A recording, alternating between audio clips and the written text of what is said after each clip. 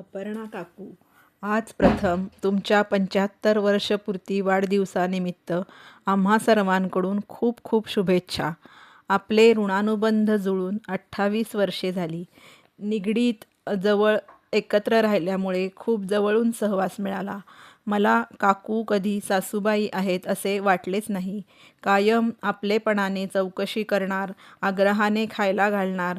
अपर्णा काकू म्हणजे कायम उत्साही, हौशी, आनंदी आणि कष्टाळू व्यक्तिमत्व. अगत्य आणि आदरातिथ्य हे तर त्यांचे विशेष गुण. घरी आलेल्याला आपलेपणाने, आग्रहाने खाऊ पिऊ घालणे हे त्यांचे खूप आवडीचे विषय. घरातल्या प्रत्येकाच्या आवडी जपून प्रत्येकासाठी त्यांच्या आवडीनुसार पदार्थ करून खायला घालणे ही त्यांची कायम धडपड असते. अत्रेच्या भाषेत साग्र संगीत शाही जेवण जेवायचे असेल तर अपर्णा आजी हे समीकरणच आहे. काकूंच्या हातच्या पदार्थांची चव कमाल असते.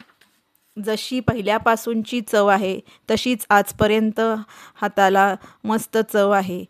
काकूंचा पुलाव, रस्सा भाजी, कोशिंबिरी, उसळी अगदी स्पेशल असतात. काकूंच्या हातची कॉफी तर अगदी स्पेशल असते.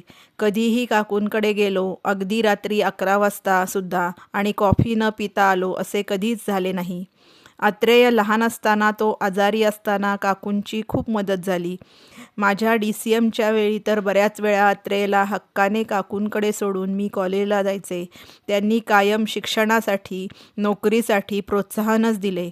ह्याही वयात काकूंचा उत्साह अजून तसाच आहे. त्यांचे अगत्य, उत्साह, हौस हे गुण घेण्यासारखे आहेत. तिन्ही मुले काकूंची उत्तम प्रकारे काळजी घेतच आहेत.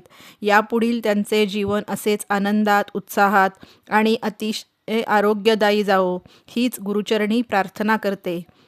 आणि पुन्हा एकदा काकूंना वाढदिवसाच्या खूप खूप शुभेच्छा देते.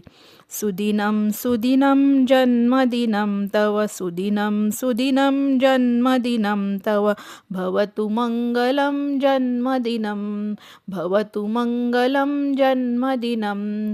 विजयी भव सर्वत्र सर्वदा, विजयी भव सर्वत्र सर्वदा. जीवेत् शरदः शतं शतं, जीवेत् शरदः शतं शतं.